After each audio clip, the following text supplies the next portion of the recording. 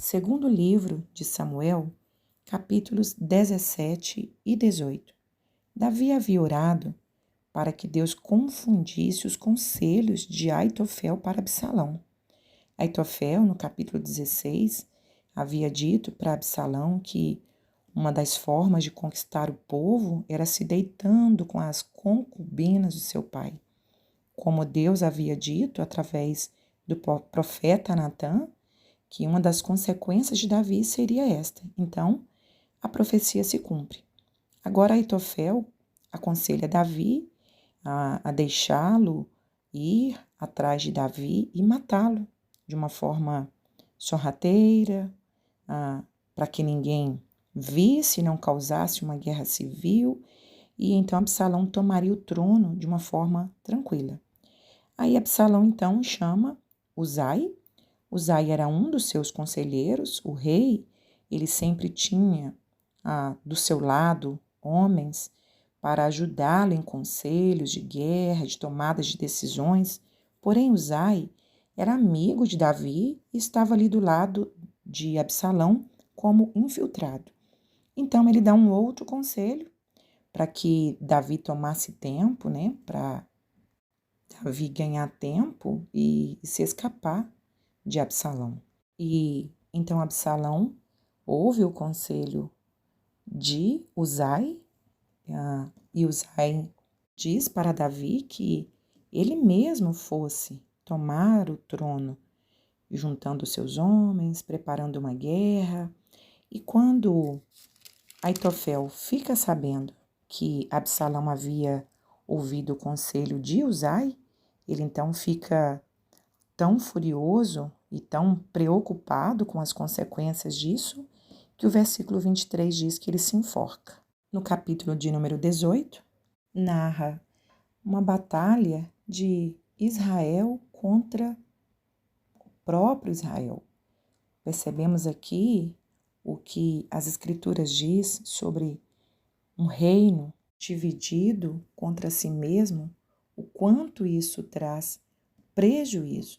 E nesta batalha entre os homens de Davi e os homens de Absalão, Absalão então, ao se encontrar com os homens de Davi, no verso de número 9, o animal dele entra debaixo dos ramos de um carvalho e ele fica preso pelo cabelo. E ele fica pendurado entre o céu e a terra. E aí depois Joabe vem e fere Absalão com 3 dardos, e depois vem outros 10 jovens e pegam as armas de Joabe e matam Absalão. E quando Davi fica sabendo da morte do seu filho, daquele que havia aplicado um golpe contra o seu trono, ele chora, lamenta no verso 33. Absalão, Absalão, meu filho Absalão, quem me dera que eu morrera no seu lugar. Então nós percebemos nesse texto que essa arma do adversário em colocar irmãos contra irmãos, ela não é novidade. Egoísmo, orgulho, inveja, são estratégias que o maligno coloca na família para causar essa divisão. Uma outra situação que fica claro aqui, mais uma vez, é a falta do posicionamento de Davi sobre o seu filho Absalão. Todo o seu exército correndo risco, homens morreram, e Davi não se posicionava, deixando que o seu amor pelo seu filho falasse mais alto.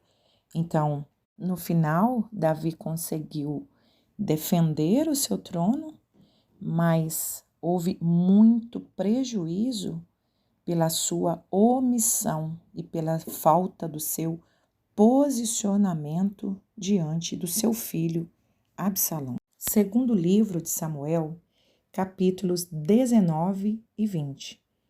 Quando Absalão morre, Davi fica lamentando a sua morte, lamentando, e se tranca dentro de casa e não quer reassumir o trono. O povo está sem rei, o povo está dividido, e Joabe então dá uma palavra dura para o rei, diz, olha rei, se posiciona, assume o trono de volta. Davi então se levanta e volta para Jerusalém para reassumir o comando do seu governo. E nesse retorno, ele vai se encontrar com 3 pessoas. Ele se encontra primeiro com Simei, aquele homem que havia amaldiçoado, jogado pedra, jogado terra em Davi, dito palavras duras para Davi, e agora ele vem lamentando, pedindo perdão, e Davi perdoa Simei e disse, não, eu não vou tirar a sua vida, eu vou te poupar.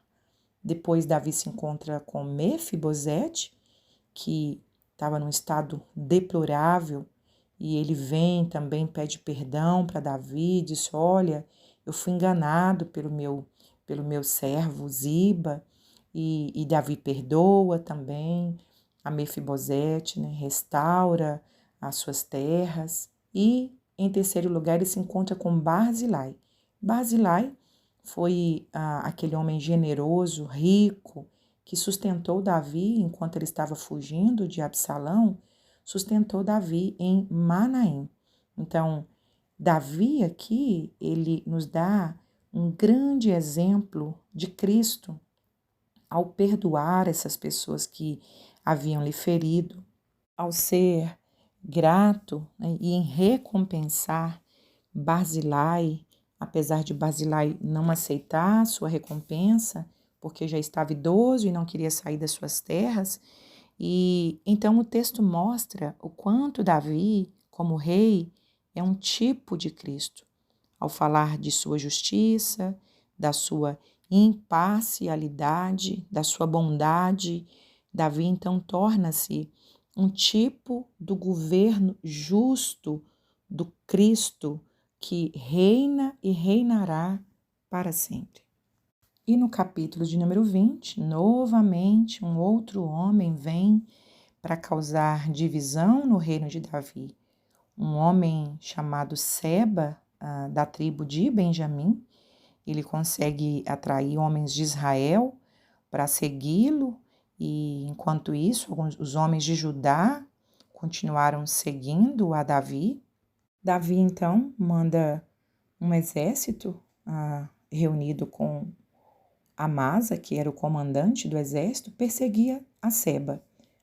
E quando essas duas tropas se encontraram, Joabe então assassina Amasa e volta a assumir o controle do exército.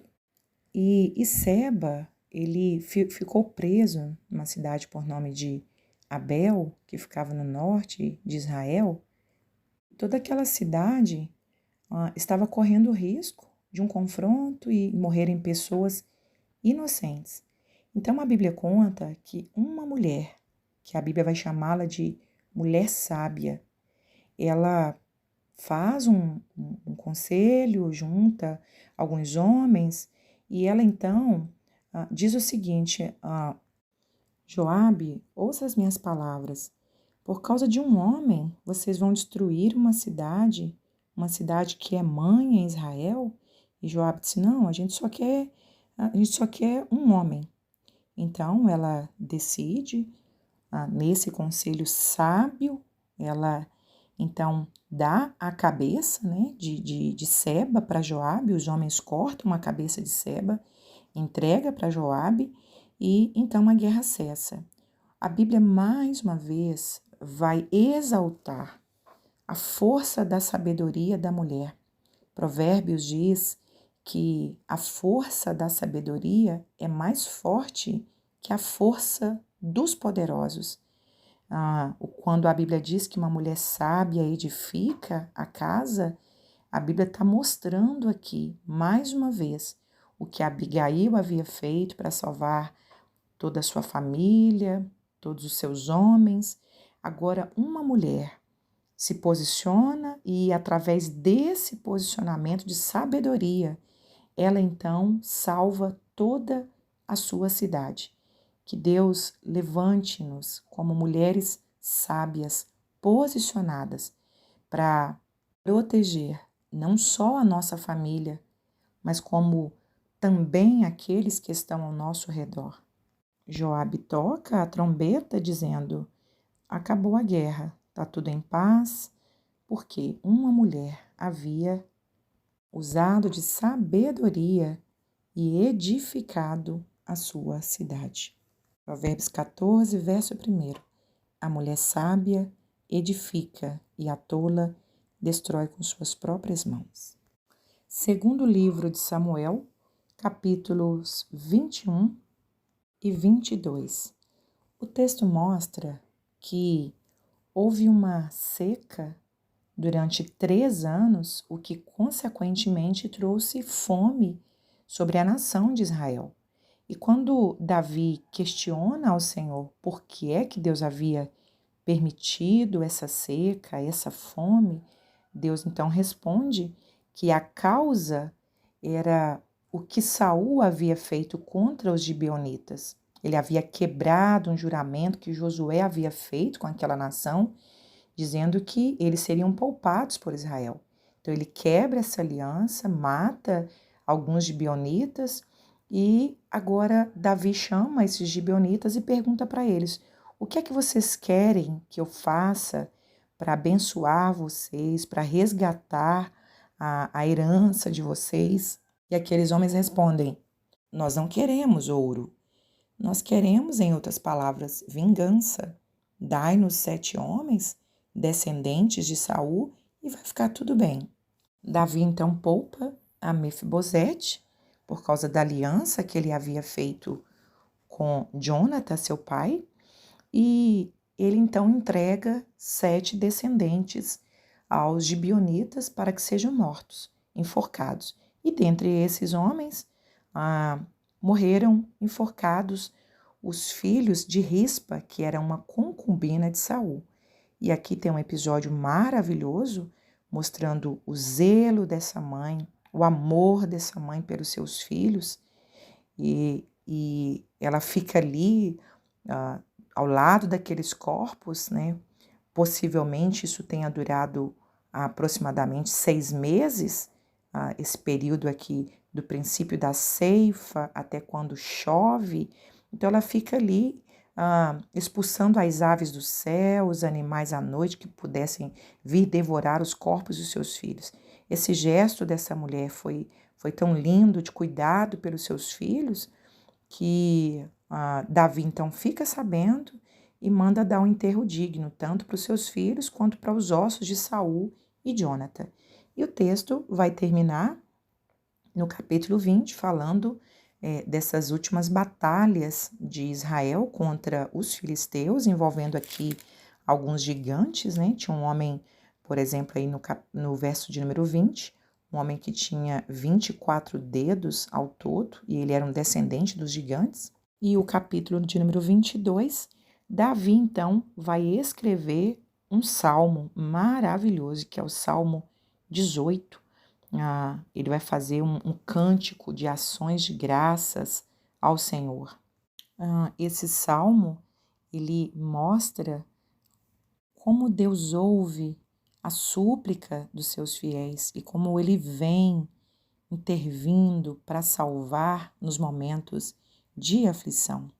Davi ressalta aqui também o valor do relacionamento do homem com Deus, o segredo dessa comunhão. Verso 26, por exemplo, ele diz: para com o benigno, o Senhor se mostra benigno, para com o íntegro, o Senhor também é íntegro. Ou seja, Deus, ele usará a nossa vida à medida que ela for consagrada a Deus. E o louvor expressa a grandeza de Deus. Verso de número 30, ele mostra que para Deus todas as coisas são possíveis. Com o Senhor eu desbarato exércitos e com meu Deus eu saltarei muralhas. Davi, mais do que ninguém, ele tinha experiência em entregar suas guerras, suas batalhas nas mãos do Senhor. Davi, mais do que ninguém, experimentou verdadeiramente esta expressão, O Senhor dos exércitos está conosco. Ele entendia que ele era a instrumentalidade, mas quem guerreava por ele era o próprio Deus. Segundo livro de Samuel, capítulos 23 e 24, e aqui nós encerramos esse livro maravilhoso. Capítulo 23 narra as últimas palavras de Davi, lembrando que Davi, ele é um tipo de Cristo, ele foi ungido 3 vezes, ele teve 3 ofícios, profeta, sacerdote e rei, assim como Cristo é profeta, sacerdote e rei. Aqui ele escreve uma canção, um estilo literário profético, porque ele fala do Messias, né? Verso 3 chama Jesus de a rocha de Israel que domina com justiça. Lembra que também a aliança eterna que Deus havia feito com ele, dizendo que o trono de Davi jamais teria fim, fazendo uma referência aqui a Jesus como o rei que vive e reina e reinará para sempre. O texto também fala dos valentes de Davi. Há uma lista dos seus feitos e aqui a gente percebe uma diferença nos valentes quando se alistaram, que eram homens indignados, revoltados, homens endividados, amargurados de espírito. Agora nós percebemos um crescimento desses homens e uma grande característica de um líder é esta em Davi, influenciar os seus liderados, fazê-los ter experiência com Deus, se aproximar de Deus, e aqui no registro desses valentes percebemos o quanto eles cresceram. Capítulo 24 é um texto que algumas pessoas têm dúvida, ele faz paralelo com 1 Crônicas capítulo 21, e as pessoas têm dúvida de que se foi Deus que tentou Davi a pecar. Então, isto é incoerente. Quando nós temos dúvida em algum texto, nós recorremos a uma regra de ouro da hermenêutica que diz que a Bíblia interpreta a própria Bíblia. Tiago, capítulo 1, verso 13, diz: ninguém ao ser tentado diga, foi Deus que me tentou. Não há mal em Deus. Deus não pode tentar a ninguém. A Bíblia mostra claramente que Deus nos permite ser tentados, para que a iniquidade do nosso coração seja revelada através dos nossos atos. Mas Deus jamais tentaria alguém. Quando Davi peca aqui, ele não está pecando por fazer o censo, ele está pecando na motivação que o levou a fazer esse censo. Havia uma lei, capítulo 30, verso 12 do livro do Êxodo, que mostra que esse censo, quando ele fosse feito, ele deveria seguir de uma ordem de Deus que cada pessoa deveria oferecer uma oferta a Deus em gratidão da sua existência. Então, o Davi peca aqui por causa da motivação errada. Percebe-se que ele estava sendo vaidoso quando Joabe o corrige, isto fica claro. A motivação é que a vaidade é que influenciou Davi a contar os seus homens. O mesmo ocorre naquele texto de Gideão. Deus diz, olha, pode diminuir, para que os homens no final não considerem que a vitória foi por causa da quantidade de soldados. Então aqui Davi peca, e a lei dizia que se alguém fosse contado e se houvesse um censo e que não houvesse a oferta de gratidão, Deus mandaria uma praga. E foi exatamente o que aconteceu aqui. Então, Deus dá para Davi 3 opções, ele escolhe a praga, porque ele diz é melhor cair nas mãos de Deus do que cair na mão dos homens. E quando Davi, então, se arrepende, confessa o seu pecado, o versículo 16 diz que Deus se arrependeu. Nós já conversamos sobre isso. Esta linguagem nós chamamos de antropopatismo, que é atribuir sentimentos humanos a Deus para que o ser humano compreenda melhor o que Deus está sentindo. Mas é claro que o arrependimento em Deus não tem nada a ver com arrependimento humano.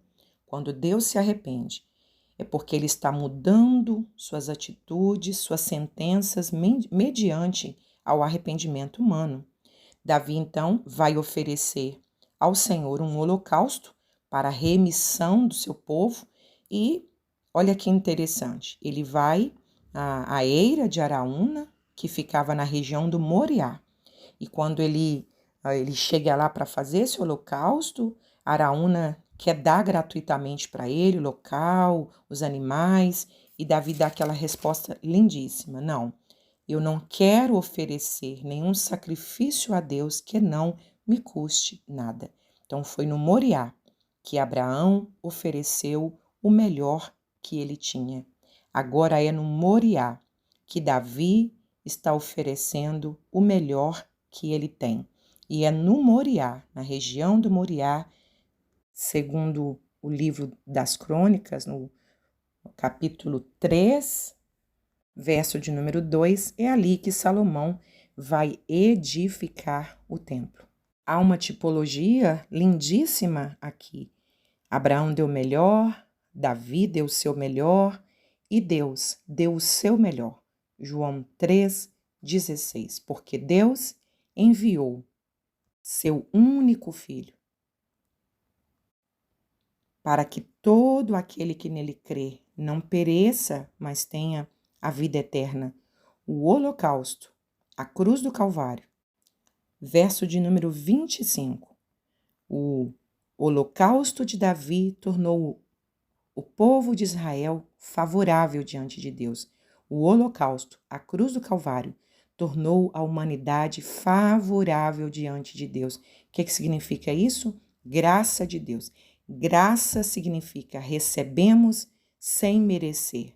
Quando Jesus morre, nós estávamos condenados a morrer, e quando Jesus morre, nós nos tornamos favoráveis diante de Deus. Ou seja, a graça do Senhor nos alcançou.